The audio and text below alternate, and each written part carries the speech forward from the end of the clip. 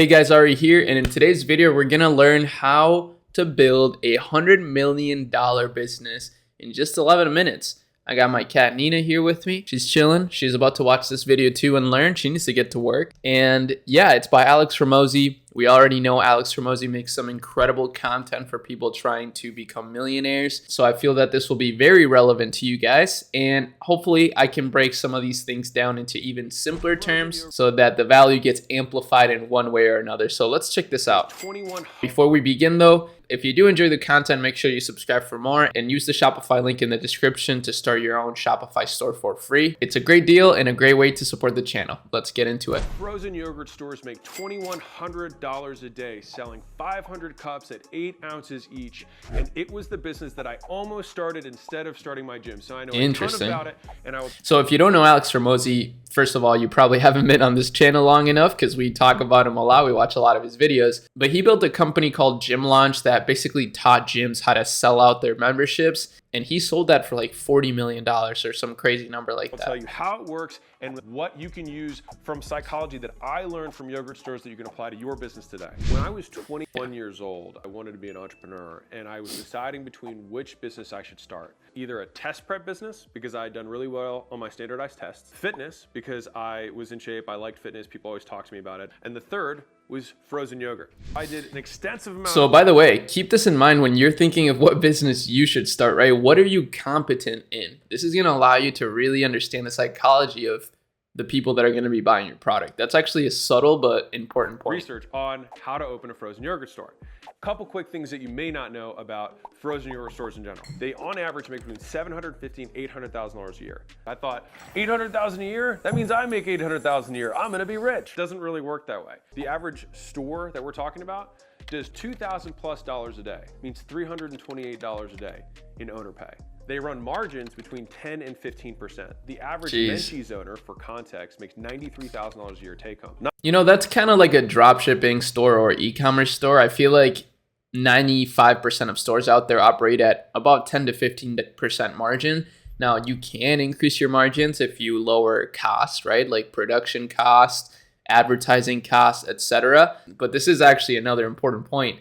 You're not going to get rich off of your business overnight, right? You got to put in a lot of work into it in order to actually be able to take home a lot of money. So get that short-sighted mentality out of your mind as soon as possible. Not as sexy as you might think. You've got strawberries that are going bad. You've got machines that are breaking in the back. You've got hard cost of yogurt. You've got a retail lease that's prominently located with good signage, good foot traffic, ample parking. Like, there's lots of other things that go into this business. And on top of that, if you wanted to buy into a franchise, most franchises have 6%-ish of top line that goes straight to them.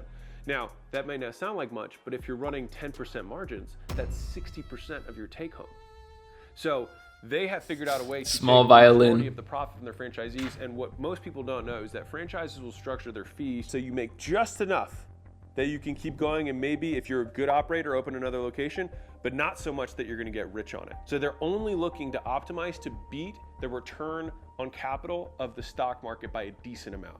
If the stock market gets you 10, they're gonna try and get 20 to 25, and they're gonna squeeze off the top and take the rest because of how good their model is. The flip side of that is that if you are into a franchise, you should be saving enough on bulk purchasing because they're buying for 200+ locations that they can save you on hard costs of things like yogurt. I've never thought about starting some sort of franchise business, especially given that the online world is so ripe with opportunity.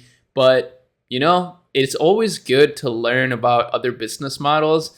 There's efficiencies in them that you can apply to your business. And I think I've been researching a lot about neuroscience lately. I've been watching the Huberman Lab podcast. Let me know if any of you guys know about it.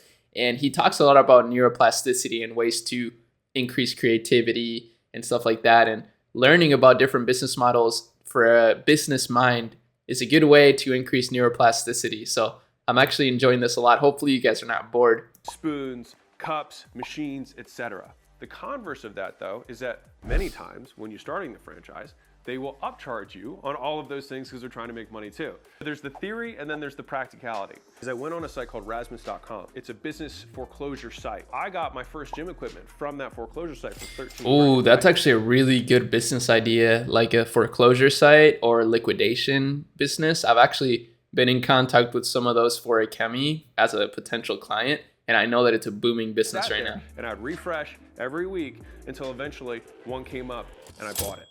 All the gym equipment from a gym that went under. A franchise won't let you do that because that's where they make their money. But there are ways to open these things for cheaper. I did a cursory search on there before this video, and there were 3 frozen yogurt stores that were franchises that went under. In terms of I could buy everything inside the store, the most expensive of the 3 was 20 grand. You're trying to get into this world, you want to go open a restaurant, you want to open a gym, go find foreclosure sites. Now you may have heard of some of these places: Golden Spoon, Yogurtland, Menchie's, Pinkberry. If you search frozen yogurt store near you, you probably have 30 locations that open up. It's because there's demand for it. The average cup size is 8 ounces that people will buy. The average split between toppings and yogurt, 25% of people's weight is toppings, 75% is yogurt. I love how much this guy just knows about frozen yogurt. It's so funny. It's best for the store owner to have as much yogurt as possible in the cup because the toppings are more expensive. So toppings cost between 10 and 40 cents per ounce. Most places charge between 25 and 60 an ounce. They can even break even or lose money depending on which toppings you're getting. You get the fruit, it's costing them money.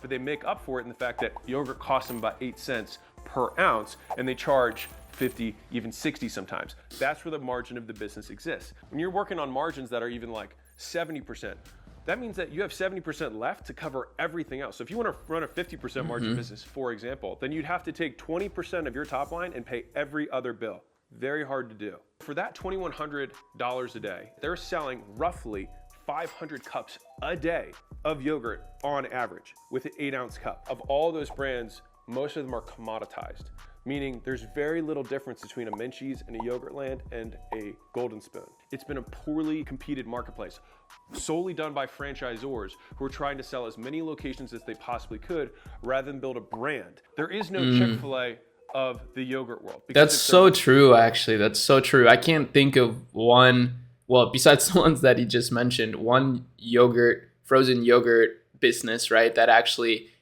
has a great service or that has stood the test of time. Maybe I obviously don't know enough about this subject, but I'm excited to see where he goes with this point.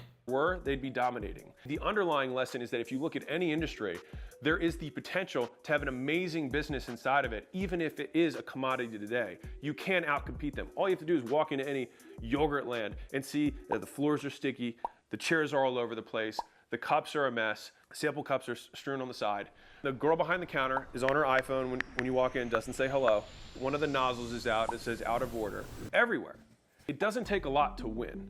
Most times, just to beat everybody, you gotta be better than the bottom 25% and you make money. One of my favorite things that I learned from one of the big breakthroughs that I think they had was actually how they priced. Ice cream is usually sold by cup. You get a small, you get a medium, you get a large. They flipped that and made it weight. The consumer gets to pick how much they spend. Someone might fill up a cup, get to the counter and see $7 and be like, ah, I'm such a fat ass. Rather than when you buy one off the shelf and then you see the $7, you're like, wow, this place is so expensive. Because there's an element of control on the consumer side, they are the ones who bear some of the accountability. That's really smart.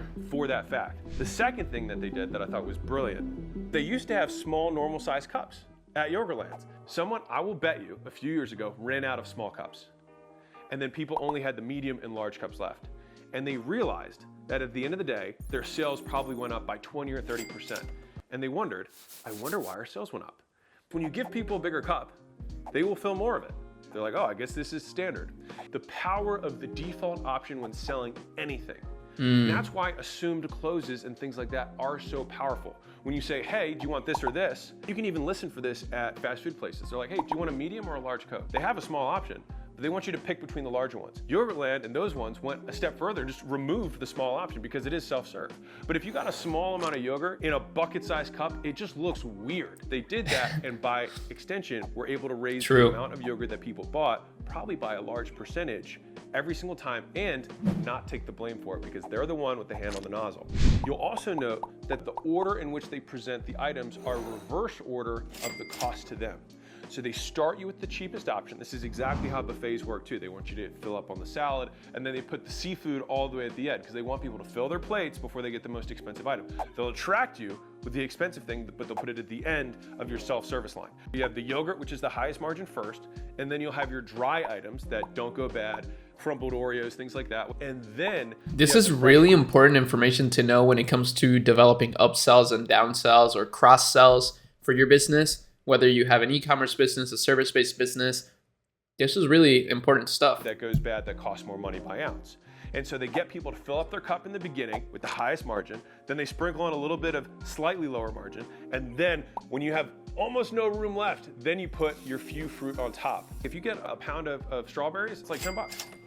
You put that pound on the machine, ounces there cost you 60 cents. They'd be pretty much breaking even on that. Corporate noted that the #1 way that they are able to get more customers, and the highest performing stores did so with better service, cleaner stores, more selection, and the most important one, word of mouth. So when you have an average ticket that's so low, like yogurt cups, and you have margin even on that tiny little cup, the only profitable way to really acquire customers is either word of mouth or affiliates, meaning other businesses that send you business. They double down on that. Now, when they started years ago, Google search was cheap enough that they could actually drive pay-per-click campaigns to get people to their locations. But nowadays it's too expensive for most of them. So they must all have to rely on the quality of the product and the experience. The way that I was going to open my store was that I wanted to create a better experience for somebody who walked in. I wanted to have floor to ceiling kind of candy see-through experiences. So when someone walked in, they were overwhelmed and they would just turn the nozzle on there, which by the way, I would have it so that it would be really clunky. So too much would fall through, so I get a little bit more weight on it. And I always felt like that you should have more selection. People eat more the more options you give them. Then my promotional effort, my plan. Interesting. That sounds counterintuitive to what I've been hearing lately in terms of options. Having too many options can sometimes give people option fatigue or decision fatigue. I guess for the yogurt world, it may be a little different because of the nature of toppings, but that's interesting. To go to the university, so I wanted to be close to colleges. And then I was going to partner with all of the fraternities and sororities and have competitions between them to see who could get the most yogurt, and then give some sort of swag or something for the fraternity or whatever that got the most yogurt during that period of time. I could rinse and repeat that process with companies. I could rinse and repeat that process with affiliations. And that is the cheapest form of advertising when you don't have a lot of money, is going to find places where there's buckets of people that you can give them some sort of promotion to bring them in. That's such a good point, generally speaking, for any business. And that's what we talk a lot about lately. And whenever I review stores, right, whenever I review brands, is looking at their organic social media, because I truly believe that that's one of the easiest ways to grow your business without really having any advertising cost. And then if you add a layer in there of sending products out to buckets of people, like Hormozi is saying here, then you get a really powerful marketing machine that you're not really spending a lot of money on. I'd run the competitions to bring them in. I'd have a crazy incentive to get the text number. Like, hey, do you want to save 50% today by joining our text list? I just acquired a lead that I can get lifetime value on for $2. I'll take it, because I know that I'm going to be able to get them back or get them to bring a friend. And I want to be able to remind them of my store on a regular basis. So if you're looking at stuff that you can model from the yogurt businesses and also not do that they're doing poorly, #1, when you have the option to give a customer the ability to pick their own pricing by usage, do it. Oftentimes people will blame themselves, not you, when they overuse or overspend. Think about minutes back in the day or text messages. #2, you want the most people to see the thing that makes you the most money first. We want to use up as much of their spending power on the things that make us the most profit. True. #3, if you have a type of product or service where someone can sample multiple things, the more things you offer them, the more things they will ultimately buy and consume. #4, if you are starting a business, unless it's something brand new and completely radical, there's likely somebody who started a business just like yours who failed. And you can oftentimes buy all their stuff for 10 cents or 5 cents on the dollar and dramatically decrease your startup costs. If you can get a decent amount of actual equipment for that amount of money when you go to the right seller, and that is a motivated seller. #5, the power of the default option. The fact that they went from removing the tiny cups to only giving large and bucket-sized cups for yogurt encouraged people to use more yogurt themselves. And they do that because it looks silly in comparison. 6, when you're trying to promote something that costs very little money, especially consumer products, it's very difficult to acquire customers with paid advertising profitably. That's why a lot of these places raise funding. If you don't have tons of cash and you're not funded, then the 2 most profitable strategies for acquiring customers, you get word of mouth, which which is referrals. It's not just having a very good product, which is important, but reminding and encouraging people to share it. My podcast, I just decided to say, hey guys, if you could leave a review and share this with somebody, that would be great. As soon as we did that, we 20x'd the number of reviews that we were getting, and our growth skyrocketed. Just because I asked. By the just way, from a simple call to action. Notification bell and all those things, and share this and tag me. Wow. That is really powerful, actually. I will say, one of those things that people don't often think about is the power of call to actions. And I see this a lot when it comes to organic content that people post is they say, Arie, I got 10 million views and I didn't make any sales. What's going on? And it's likely because either you didn't communicate the purpose of the product well enough in the ad, or you didn't have a call to action, so people didn't know what to do after watching that video, even if it was insanely viral. But ultimately, I hope that you learned something from this video. I had a lot of fun watching. We got a lot of exciting things coming in the next few weeks, so make sure you stay up to date on all the links in the description. Got some cool stuff we've been building for you guys, but that's about it. See you guys in the next video.